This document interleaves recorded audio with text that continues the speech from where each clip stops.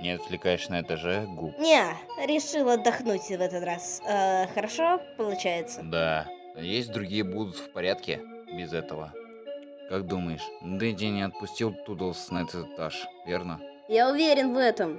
Проверил дважды. Всегда отвлекаю, когда она на этаже. Она все-таки ребенок. Я помогаю. Он обещал, что Тудлс будет в лифте. Ты идиот, если доверяешь ему. Я не знал. Мне жаль. И ты не посмеешь снова обвинить его. Скрабс тоже не винила его, но все-таки скорбит. Ты можешь просто воспринимать нас. Итак, без аптеки. Никогда не подноси это как шутку снова! Мы сейчас уходим и никогда не купим твой мусор вновь. Роджер, где ты? Я начинаю переживать.